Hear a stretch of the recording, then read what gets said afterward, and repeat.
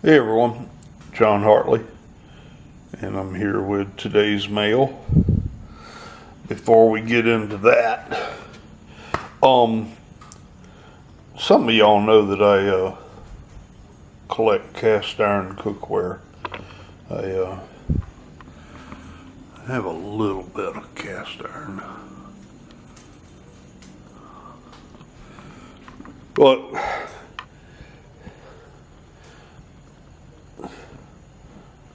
more than just cooking with it, I enjoy refinishing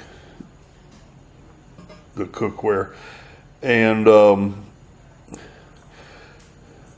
what you have to do is take if you have a self-cleaning oven, it's easy. You just put it in a self-cleaning oven and all the old gunk comes off of it. But I don't. When my dad remodeled this old house, he kept his mother's oven, which was her pride and joy. She got it in the late 40s, and it still works.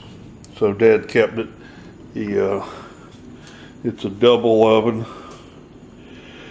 But if you don't have a self-cleaning oven, what you have to do is take Easy Off oven cleaner. And I had to take this one out of the, I do it outside on the picnic table. Obviously you don't want the odors of Easy Off. And this number 12 was crudded up pretty good, and I did 1.5 coats of Easy Off on it, and it takes about 4 on something like this. But as you can see, it takes it down to bare metal, but this one wasnEls finished. I'm gonna put it back out today and finish it up. And when you get it down to bare metal, you coat it with Crisco and bake it in the oven. And it's not as simple as that. It's a process you go through to make sure it gets smooth. But I did this one the other day, and this is a Colonial Breakfast Skillet by Griswold. Most of my cast iron is Griswold. Griswold was made from the late 1800s to 1956. The one with this type of logo on the back was made between 1920 and 1940. But this is a cool one because it's a breakfast skillet. You put some bacon on the left there and a couple of eggs on the right. I've never used this. It's not real practical because it's hard to flip the eggs in that little small space, but it is a cool piece. But I got another skillet in the mail. I bought it off of eBay, and this one is a real cooker, folks. This one is something else. This is a size 0, and it's and it's already been cleaned and re-seasoned. This is a salesman sample, and it's obviously too small to do anything. I guess you could cook an egg on it, but it's too small to sit on an oven burner, because if you try to pick it up, you burn your hands, and it's just, unless you set it on the edge of the burner. But I thought I'd share that with you. I thought this is a cool piece, and I've seen them around, and I finally got a pretty good deal on it. These are not cheap. I mean, regular Griswold skillets are not cheap. 100 years old and the best cooking surfaces in the world. They just are coveted by people. This one doesn't have the best cooking surface because it's not made for that.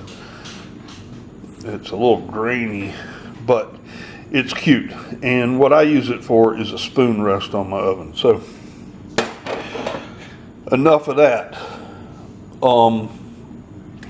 I've been waiting on this coin, not this particular one, but I had a little unfortunate incident. I ordered a coin like this that was really a good looking coin on February 2nd. On February 9th, the tracking on it had its last status that it left Bismarck, and never heard from it again. So I contacted the post office and I contacted the seller, and after waiting for the post office to, I tell you what, you can always tell when my brother's here and he's cooking. This is the kitchen counter, and normally cutting board goes right where we're sitting, and he always moves my stuff around. I found that one time on eBay. I thought it was kind of cool. George Washington smoking a cigarette, so I bought it. There's a Scully button. That's an old medal from International Games at Milano, Italy in 1922, I believe it is. My mom picked me up that a long time ago in a thrift shop. I used to use it as a keychain, but now I just have it. Unreal. My brother moves around all my stuff, and I forget to put it back until I start the videos. Alright, that's close enough for now. But anyway, the seller and I finally agreed that he would go to the post office and put in for his insurance and give me my refund. Unfortunately for him, he didn't have the right insurance on the coin, and he didn't get his money back. But he's a stand-up guy, and he refunded my money. So I went back online and put in the search parameters for another one of these, and usually it takes me a long time to find a really good coin at a good price when I'm looking for these old Franklins. But when I put in the search parameters, the very first coin that popped up was this one, and I looked for almost an hour, but this one was just, it stood out as the best one, and I think it's as good as the first one I ordered. I wonder who has that first one. I'd like to wring their neck because I know it was stolen. Things just don't get lost at the post office nowadays. Somebody in Bismarck, this guy sold, not the guy that sold this one, the guy in Bismarck, North Dakota sells a lot of stuff, and that coin never made it out of his local post office. I have a feeling that somebody knows he sells coins, and they decided to steal one of them. So anyhow, I found another one. Don't put stickers on my stuff, people. Doesn't really matter though. I'm gonna break it out of this silly plastic case. 1949D Franklin half, and she looks better in person than she did on the pictures. Pictures sometimes bring out all the faults of a coin, little hairline scratches. You can see them much better when they're photographed. Once you see them in person, oh, this is a pretty coin.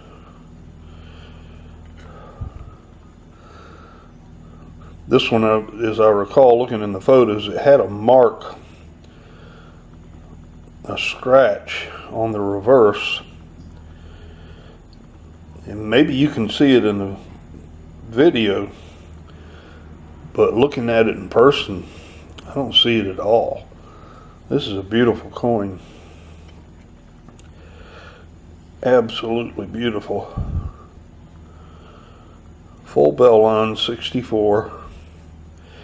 And this is the latest edition and one of the final few of my Franklin album.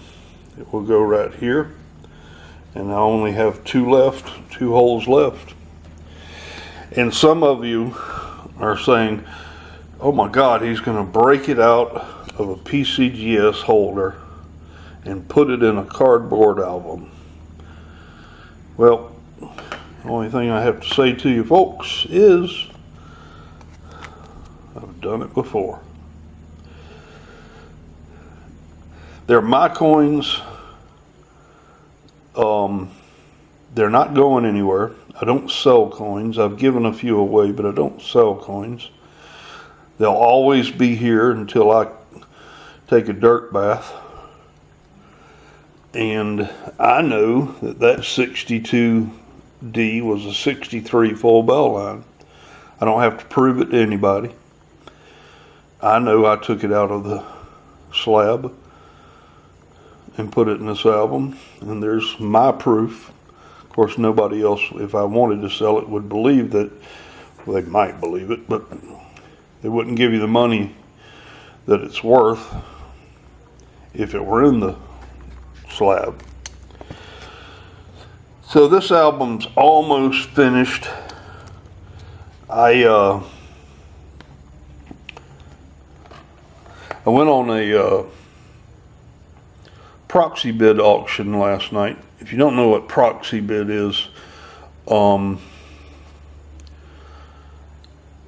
to proxybid.com and click on coins and currency. If you have the money, because you'll get hooked on it, and you gotta make sure you remember that there's a hammer price, which means there's a price they add to the there's a percentage they add to the purchase of the final price of the item that you have to pay.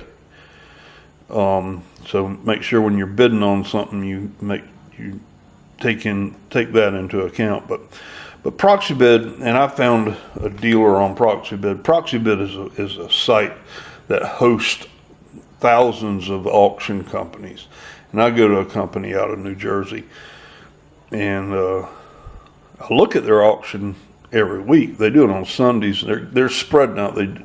Their Sunday auction bleeds into Monday or Tuesday sometimes, and they've now started to get a Thursday auction. I think they hired somebody.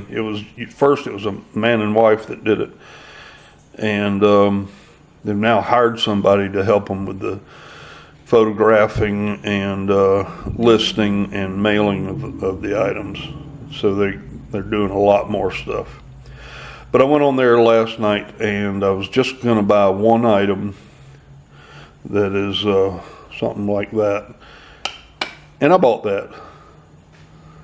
But I bought 4 or 5 other things, and I meant to get out of there under $100. The good thing is that the Franklin that I was going for sold a lot less than I thought it would sell for, as well did a couple. Oh, that reminds me, the 49D that I first ordered, this 49D is a key date, and one of the lowest mintages of the Franklin series. The first coin I ordered that got lost was $115. And I got my $115 back. This one, same coin, looks just as nice, 75 bucks. So I saved $35 on that, so I took that into account. And the Franklin that I ordered last night was cheaper than I thought it was going to sell for. So I bought a few more things. Some things I needed, some things I didn't. One thing that was just, nobody wanted it, and it wasn't going for but a few dollars. So I clicked on it, and I won it. So, anyhow, I've got that coming in the mail, and on the 14th, the American Legion commemorative coins come out, and I was happy to see this because I like the commemoratives. You used to could get them in the coins in sets. And the sets I liked the best were the ones that had the $50, the silver dollar, and the $5 gold piece all in one box. Well, they hadn't done it since the 5-star general set came out, and I have that one. Well, they're doing it for the American Legion, and I'm happy about that, so I'm planning on buying that, and I'm saving part of my budget towards the end of my budget period for that. And so that's coming up. And other than ordering my next 2 Silver Eagles, I think that's about all I'm going to be able to do for the rest of March. So it'll be a sparse month. That's why I'm making this video extra long. That was a joke. I just make long videos because I can't stop talking. But that's me. Alright, I need to get back to my coffee. It's early. And Maxwell and I are just chilling around the house today. So, oh y'all, I got a new magazine for my AR. This is what a normal magazine looks like. Well, it's not normal. The old magazines were 10 rounders. That's a 30 round magazine. And that is a 40 round magazine. So if 40 people try to break into my house, I'm good. If 41 break into my house, I gotta change mags. Some people have commented on my videos that I shouldn't have magazines or gun stuff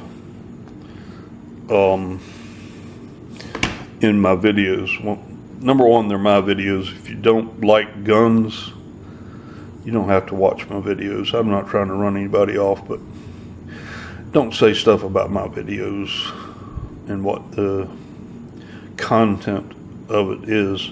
Those magazines were there long before I started making videos.